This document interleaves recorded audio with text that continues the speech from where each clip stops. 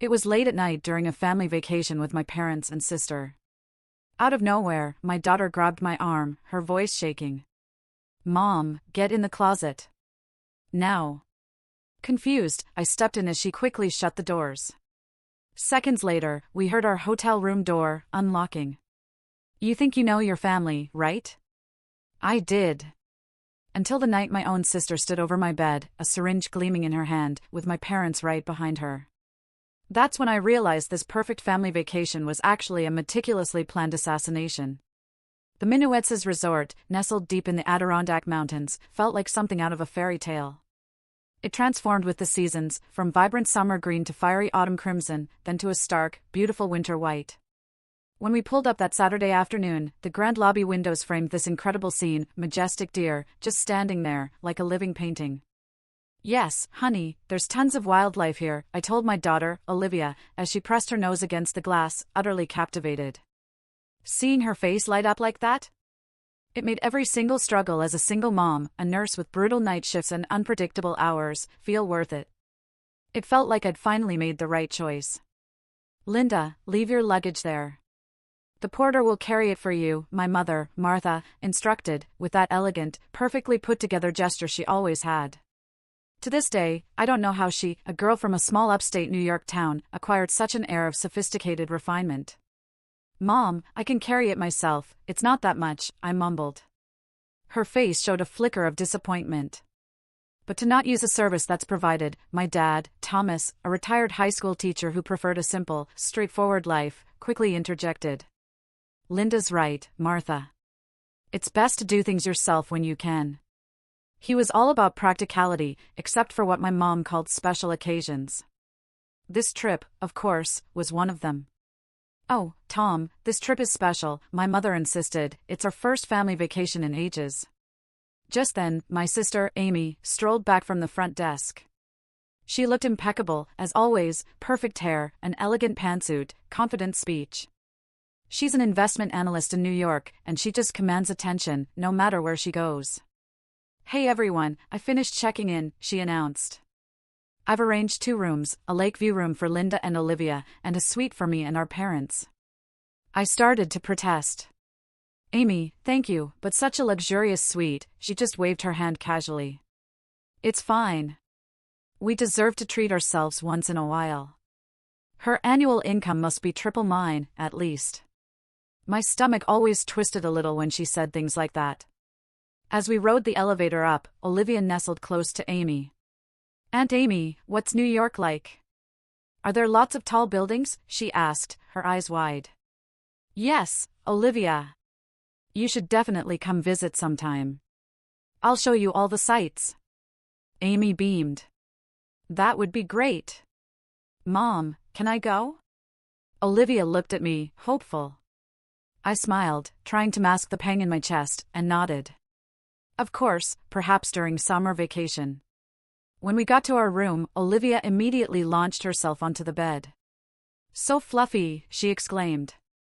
The view was truly breathtaking, the setting sun turning the lake surface into a shimmering sheet of gold. "After you unpack, let's meet in the restaurant downstairs," Mom said, before heading off to her suite with Dad and Amy. "Let's meet in the lobby at 6:30. Once Olivia and I were finally alone, a quiet sadness settled over her. "Couldn't Dad really come?" she asked, her voice barely a whisper. I gently stroked her hair, trying to sound as convincing as possible. "No, honey, he had an important business trip. But he promised he'd join us next time." "The truth?" James's text had been a blunt, "Kurt got work, can't make it." We'd been separated for a year, in the middle of divorce mediation, barely speaking, but we kept up this friendly facade for Olivia's sake. It was exhausting. "Let's get ready," I said, trying to redirect her. "Grandma and everyone are waiting." When we came down to the lobby, they were all waiting, as usual. Mom had changed into a beautiful, flowing dress. Dad had put on a jacket. Amy, of course, was in a festive, elegant blouse. My simple dress suddenly felt wrong. Underdressed. "Linda, didn't you buy any new clothes for this trip?" Mom whispered, her voice laced with that subtle, familiar disappointment. "Mom, this is fine," I sighed. Well, that's just like you, she said, and I felt that old, familiar sting. At the restaurant, Mom and Dad started reminiscing about our old family vacations, adventures at campgrounds when Amy and I were kids, sunburns at the beach, sheltering from rain in mountain cabins. The memories were warm, nostalgic. Olivia, Grandma made this sweater for you, Mom said, pulling a soft blue sweater from her bag. Wear it when it gets cold. Wow! Thank you, Grandma. Olivia happily accepted it. Dad then leaned in conspiratorially, his voice low and mysterious. There's a legend that mountain spirits live around here. Sometimes, if you look out the window at night, you might see lights dancing across the lake. Olivia's eyes sparkled. Really? I want to see them. Dinner was, naturally, luxurious. Amy recounted her recent triumphs on Wall Street, and Mom and Dad listened, beaming with pride. Last month, we landed a major client and the whole team got bonuses. That's wonderful, Amy. We're always so proud of you, Mom gushed, almost tearfully. Dad chuckled, the financial genius of our family. Then Amy turned to me. How are things as a nurse, Linda? Busy, I imagine? Yes, quite, I said, trying to sound cheerful. The emergency department was short-staffed last month, which was challenging. But seeing patients recover gives me a real sense of purpose. Mother's response was carefully measured. That sounds difficult, but someone has to do that kind of work, I suppose. Dad quickly added, Linda is kind and dedicated, which makes her well-suited to nursing. Though it was meant as a compliment, it still felt like a comparison, a quiet, pointed difference, unlike Amy. Olivia, oblivious, sat happily between her grandparents, enjoying her meal. Seeing her smile, my discomfort seemed trivial. After dinner, Olivia, exhausted, fell asleep almost instantly. Once she was settled, I stepped out onto the balcony, gazing up at the impossibly star-filled sky. The mountain air was crisp, the stars more brilliant than I'd ever seen in the city. Family time was supposed to be enjoyable, right? But I just felt uneasy.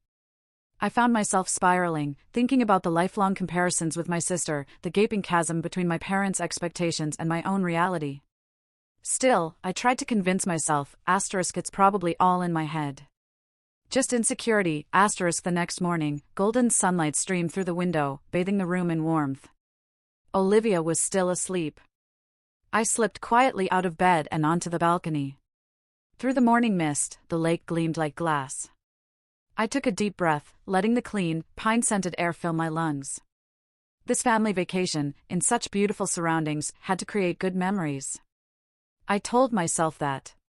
At the breakfast buffet, Mom, Dad, and Amy were already at the table. Good morning. Linda. Did you sleep well?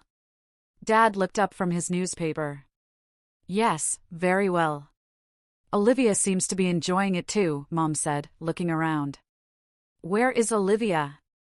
She's getting dressed, she should be here soon. Amy sipped her coffee, constantly checking her smartphone, a slight frown creasing her brow. Was something bothering her? Important work? I asked lightly. Yes, something like that, Amy answered, dismissively, before burying her face in her screen again. When Olivia finally appeared, she lacked her usual bounce. She seemed subdued, her shoulders more hunched than usual. Good morning, honey. How are you feeling? Good morning, Mom, Olivia replied in a tiny voice. What's wrong? I asked, instantly concerned. Nothing, just a little tired. Mom placed orange juice in front of Olivia. We're going hiking in the mountains today. The views will be beautiful. Olivia managed a faint smile, but it didn't reach her eyes. Where had yesterday's excitement gone? After breakfast, we joined a guided hike. As we climbed a gentle slope, the guide pointed out local plants and animals. Olivia, who normally bombarded people with questions, just walked quietly, lost in her own thoughts. At a rest point, as I was drinking water, Amy's phone rang. She immediately moved away, continuing her conversation in hushed tones. My parents didn't seem concerned, they just enjoyed the scenery. I was puzzled, but assumed it was a business call. However, when Amy returned, her expression was tense. Important business? I asked again. Yes, something like that. Amy waved her hand dismissively, quickly changing the subject. The forest here is truly beautiful. During the entire hike, Amy stepped away to take calls at least 3 times.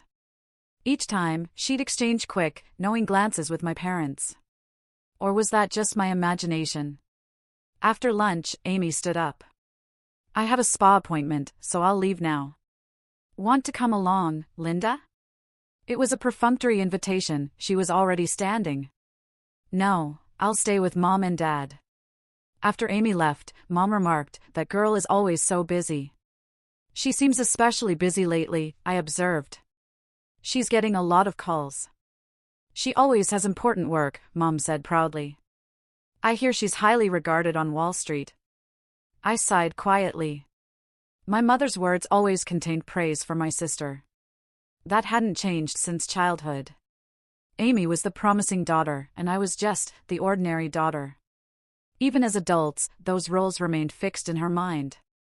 In the afternoon, my parents enjoyed reading time in the lobby. Olivia had brought a book too and was quietly reading on a sofa near them. I was still concerned about her. Are you having fun? I asked, sitting beside her. Olivia looked up and smiled, but it was a strange smile, nothing like her usual, joyful one. Yes. Is something bothering you? No, nothing's wrong. This story is interesting. She returned to her book, but I knew. Something was wrong. In the evening, we gathered at the restaurant again. Amy had returned from the spa, and she was in an unusually good mood. Everyone, I have good news. She raised her wine glass. Tomorrow will be a special day. Oh, that sounds exciting. Dad responded happily. Mom nodded too. Yes, it will be a very special day. What's happening? I asked, puzzled. I wasn't aware of any special event planned for our family vacation. It's a surprise, Mother grinned.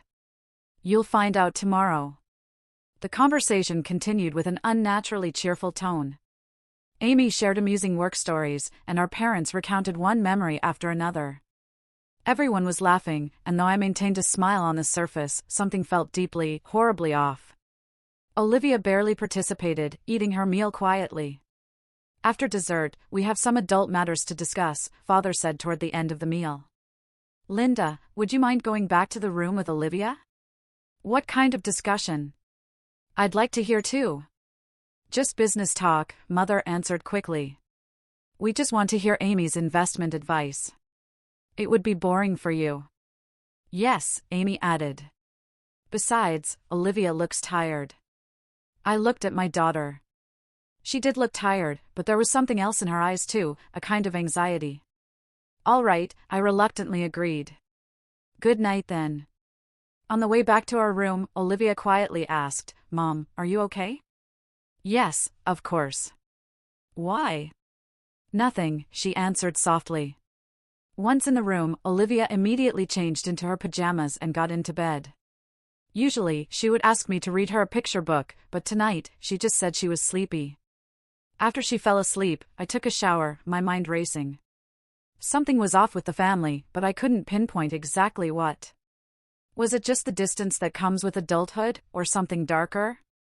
Amy's frequent phone calls, my parents' subtle exchanges of glances, and now Olivia's unsettling behavior, everything seemed to suggest something sinister. When I emerged from the shower, I found Olivia unexpectedly awake. She was sitting on the bed, staring out the window into the darkness. Olivia, you're still awake? She slowly turned toward me. In the moonlight, her face showed a strange mixture of fear and determination. Mom, something scary is happening. What happened? I sat down beside her, a cold dread starting to settle in my stomach. I can't say, but, she faltered. I want to protect Mom. Protect me from what? Olivia didn't answer. She just looked out the window again. Inside. Tomorrow. Be careful. I hugged my daughter, her small body trembling against mine. Olivia's anxious words wouldn't leave my mind, I want to protect Mom.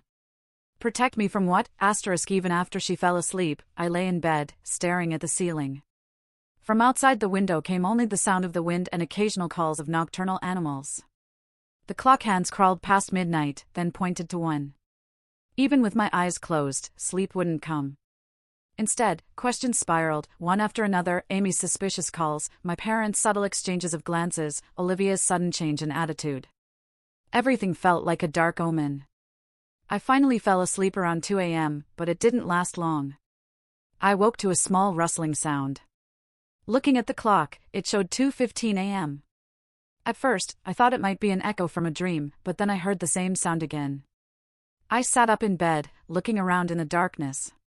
Moonlight filtered through the gap in the curtains, dimly illuminating the room. In that ghostly light, I saw Olivia getting up from her bed. She was moving so quietly, but she seemed fully awake. "Olivia?" I called softly. "What's wrong?" She froze momentarily, then slowly turned toward me.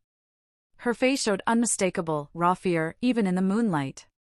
"Mom," her voice trembled, "you're awake?" "Yes, I couldn't sleep well." "What about you? What's wrong?" Olivia glanced toward the window, then quickly walked to my bed. "Shoo!" She put her finger to her lips. "Speak quietly." Her serious demeanor, her sheer terror, made me lower my voice too. "What happened?" Olivia grabbed my arm. Her small hand was trembling violently. "Mom, hide in the closet." "Quick," she whispered into my ear. "What? Why?" I was utterly confused, my heart pounding. "What's happening? Please, don't ask questions." Her eyes were moist with tears. "Hurry." "Olivia, did something frighten you? Did someone threaten you?" She shook her head. "There's no time to explain. Please, Mom, trust me." The fear and pleading in my daughter's face made me swallow every question. Something terrifying was happening. Her fear was real. My maternal instinct screamed at me to trust my daughter, without question. "All right," I got out of bed and took her hand. "Let's hide together." "No," Olivia said with surprising firmness. "I'll be fine. Only you need to hide." "But please," her eyes were dead serious. "Trust me." Children's intuition, from my experience as a nurse, is sometimes sharper than adults. In crisis situations, there's no time for logical thinking. "All right." I headed for the closet. Fortunately, this hotel room had a large walk-in closet, full of thick bathrobes and spare blankets. When I entered, Olivia closed the door. It wasn't complete darkness, moonlight filtered slightly through the door gap. Inside, I listened intently. I could hear Olivia's tiny footsteps. She seemed to have returned to her bed. Then, silence. Only the ticking of the clock announced the agonizing passage of time. In this surreal situation, I peeked through the gap in the door. Olivia was in bed, covered with a blanket, seemingly trembling. She looked toward the window, then quickly closed her eyes, as if expecting something, or someone, to come. 1 minute. 2 minutes. Time stretched. Everything was utterly quiet. Maybe Olivia had just had a nightmare? Or perhaps it was fear created by a child's overactive imagination? Just as I was beginning to think this, suddenly, the lock on the room door clicked open. I held my breath, my heart began to pound so fiercely I could hear my blood pulsing in my ears. Someone was entering the room. Hotel staff wouldn't enter without notice, especially in the middle of the night. The door opened slowly, and the hallway lights spilled into the room. Then, 3 shadows slipped inside. My mother. My father. And Amy. They entered quietly, almost like intruders. When the door closed, Amy said in a low, chilling voice, "Don't turn on the lights. The moonlight is enough." My heart pounded even harder. What was happening? Why were they sneaking into my room in the middle of the night? And how did Olivia know? "Linda's asleep, right?" Mother's voice was lower, colder than I had ever heard it. "Yes," Father responded in a whisper. "According to plan." Asterisk plan? What plan? Asterisk. Amy stepped forward. She was holding something in her hand, reflecting in the moonlight. It had a cold, metallic gleam. It looked exactly like a syringe. Fear froze my body. Was this a nightmare? No. This was reality. My family. My own family was plotting something against me. Olivia's warning echoed in my head. I want to protect Mom. Amy approached Olivia's bed. Olivia, are you awake? She called in a gentle voice. Her tone had its usual friendliness, but the syringe in her hand, that cold, deadly gleam, showed that the kindness was a grotesque lie. Olivia emerged from under the blanket. I'm awake. Her voice was small, trembling, but steady. Where's your mother? Father asked, looking around the bed. She's taking a shower, Olivia lied. There was fear in her voice, but it held steady. A shower? Mother expressed disbelief. At this hour? Mom woke up and said she wanted to take a shower, Olivia continued, impressively. About 10 minutes ago. Mother looked toward the bathroom. I don't hear any water running. Maybe she's finished, Olivia added, trying to make her lie more convincing. No. Lying. Mother said, her voice turning icy. I know there's no one in the bathroom. Amy moved closer to Olivia, the syringe held up. If you don't tell us, I'll have to use this. It gleamed coldly in the moonlight. Aunt Amy, Olivia's voice trembled. Why? It's for your own good, Olivia. Amy's voice was sweet, yet spine-chillingly cold. We don't intend to hurt anyone. Just make you sleep a little. What are you going to do to Mom? Anger mixed into Olivia's voice, a flicker of raw fury. She was clutching the blanket tightly. You don't need to worry, Father said, trying to sound calm. We just want to talk to her. That's a lie.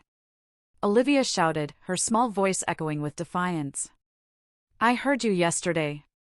You all were planning to be quiet, Olivia. Mother said harshly. Enough. Where is Linda? I was trembling with a mix of fear and rage. My family was threatening my daughter, planning to do something unspeakable to me. My heart constricted at Olivia's courage, her desperate attempt to protect me. Enough. Enough was enough. I flung open the closet door. What are you doing? The three of them spun around, startled. Amy still held the syringe. Linda? Mother's voice mixed surprise and anger. The plan is ruined, she said coldly, her voice devoid of any warmth I had ever known from her. A heavy, suffocating silence spread through the room. In the moonlight, a tableau of emotions played across their faces, raw anger on Mother's, confusion on Father's, and on Amy's face, a calculating, terrifying calmness. She still held the syringe. Put it down, I directed, my gaze fixed on Amy's hand. Linda, calm down, Father stepped forward, his voice a pathetic attempt at reassurance. This is for your own good. My own good? Anger surged, threatening to overwhelm me. Threatening my daughter? Sneaking in at midnight? This is for my good? Olivia, brave and furious, jumped off the bed and ran to me. I embraced her, holding her tightly as I faced the three people who were supposed to be my family. Explain, I said, as calmly as possible, though my voice still shook. What plan? Why are you doing this? You don't need to know the details, Mother said, dismissing me with a wave. Amy, hurry. Amy, still holding the syringe, took a step closer. I instinctively shielded Olivia behind me. You know about James, don't you? Amy suddenly asked, a cruel smirk on her face. What about James? And our relationship? Confusion clouded my mind. What do you mean? Amy's smirk widened. Your precious husband and I have been together for over a year. My words caught in my throat. What are you saying? Hard to believe, right? Amy's tone was utterly provocative. But it's true. James was attracted to me from the start. He said marrying you was just a mistake. My head spun. James and I had indeed grown apart. We'd been separated for a year, but hadn't finalized the divorce. I thought that was for Olivia's sake. That's a lie. I said, my voice trembling with disbelief and rage. It's not a lie, Mother interjected, her voice chillingly calm. Amy and James are a perfect match. Amy is more suitable for him than you. Those words cut through my heart like a knife. My own mother. She knew about my sister's affair with my husband. Not only knew, but supported it. Dad, did you know too? Father averted his eyes slightly, but nodded. James is a good man. He understands family business. He and Amy would make a promising couple. Everything started to click into place, this family vacation, the unnatural attitudes of my parents and Amy, the secret conversations, Olivia's fear, and this syringe. I asked, my voice barely a whisper, you were going to inject me with a sleeping drug. Amy laughed. Cruelly. It's a simple plan. While you're sleeping, inject you with a sleeping drug. My blood ran cold. Then early tomorrow morning, pretending to go hiking, you were planning to push me off a cliff. Make it look like an accident. You're smart, Amy said sarcastically, her eyes devoid of emotion. But your cleverness ends tonight. Why? I was speechless at this unbelievable, horrifying reality. Why try to kill me? Custody of Olivia, Mother said, as if it were the most obvious thing in the world. James wants custody of Olivia. But as long as you're alive, if he fights in court, it would be difficult for him to get full custody. And if James and I get married, Amy continued, a disturbing smile playing on her lips, we can raise her. You're just in the way. Horror and anger mixed, a toxic cocktail. They were trying to take my life, to take my daughter. Is money involved too? I asked, feigning a calmness I didn't feel, while gradually, imperceptibly, moving my hand toward the emergency button on the wall. That's part of it too, Father said, a greedy glint in his eyes. James's life insurance. He has a substantial policy. You're the beneficiary. But if you're gone, I continued, my voice trembling, Olivia would receive it. And as her guardians, you would manage it. That's right, Amy laughed coldly. I admit, you're smart. But that ends tonight. You were really going to kill me? My voice shook with the enormity of this unbelievable reality. My own daughter. My sister. Just put you to sleep and make you fall from the mountain, Amy said, completely without emotion. You wouldn't feel any pain. Then, Olivia, my brave, tiny warrior, suddenly spoke up from behind me. I overheard Aunt Amy and Grandpa talking yesterday. All eyes snapped to Olivia. They were talking at the bar, Olivia continued, her voice trembling with barely contained fury. They said they would push Mom off the mountain. And that Dad and Aunt Amy would get married and raise me. Her small body trembled with a righteous anger. I'll never forgive you. Don't hurt my mom. Be quiet, Olivia. Mother said harshly. Children shouldn't interfere in adult matters. You're bad people.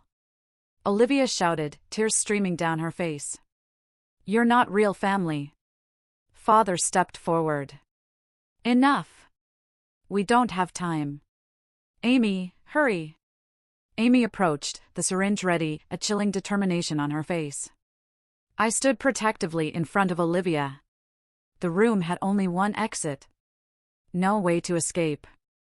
Even if I called for help from the window, my voice wouldn't reach from this height. Just one option.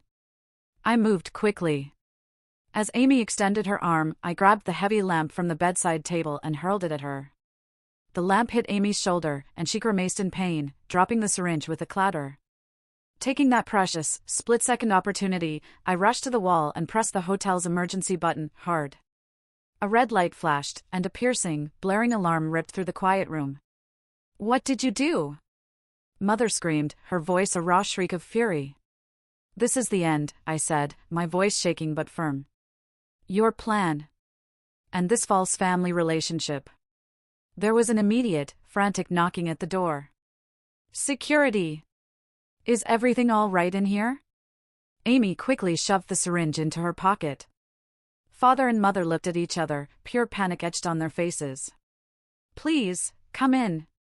I shouted loudly, desperation and relief mingling in my voice.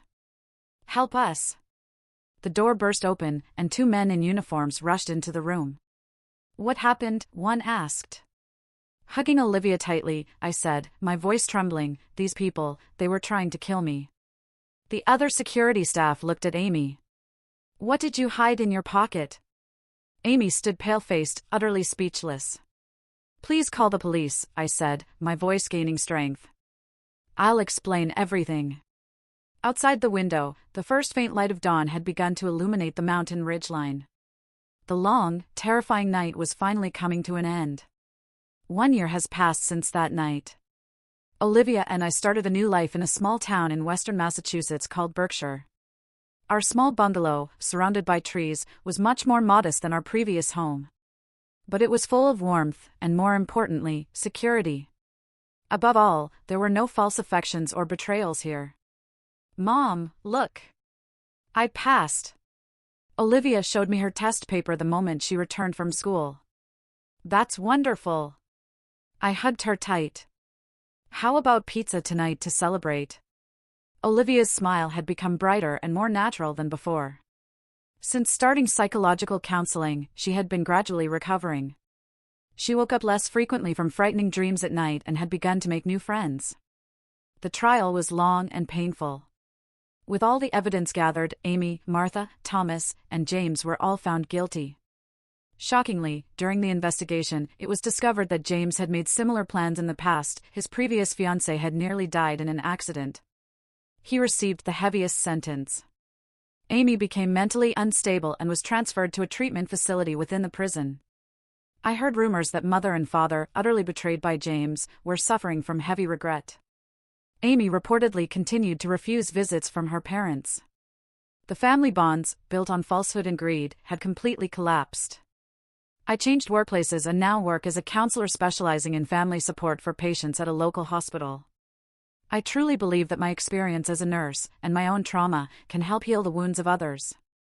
"Linda, will you join us for dinner tomorrow?" The Johnsons, who live nearby, called over the garden fence. "I'd love to," I answered with a genuine smile. Robert and Margaret Johnson had been incredibly kind to us since we moved to this town. In their 70s, with no children of their own, they doted on Olivia like a granddaughter. "Olivia, I'll bake cookies for you," Margaret said gently, her voice full of warmth. Back at home, Olivia was working on her homework. I stood in the kitchen and began preparing dinner. The setting sun, streaming through the window, bathed the room in a soft, orange glow. "Mom," Olivia suddenly said, her voice thoughtful. "We're happy, aren't we?" I paused and looked at her. "Yes, honey, we are." "Why do you ask?" "I sometimes think about it," she said, twirling her pencil. "What makes a real family?" I sat at the table and took my daughter's hand. "It's not blood ties," I said slowly, choosing my words carefully. "It's trust and love. Caring for each other. And protecting one another." Olivia nodded, understanding. "The Johnsons, the people at the hospital, they're all like our family, aren't they?" "Yes," I smiled, a genuine, deep smile. "We've chosen our own family." That night, after Olivia went to sleep, I went out to the porch and looked up at the starry sky. The Berkshire night sky was filled with a million stars, far more than I'd ever seen in the city. Though we'd been deeply wounded, we continued to move forward.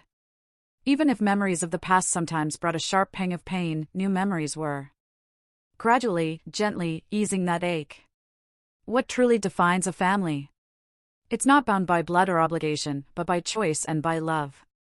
In this small town, in our small home, we hadn't just found a new life, we had found a new family. Our neighbors, our colleagues, and most of all, in each other. I took a deep breath, filling my lungs with the fresh night air. Tomorrow, another new day begins. Perhaps our story isn't just ending here, but truly beginning.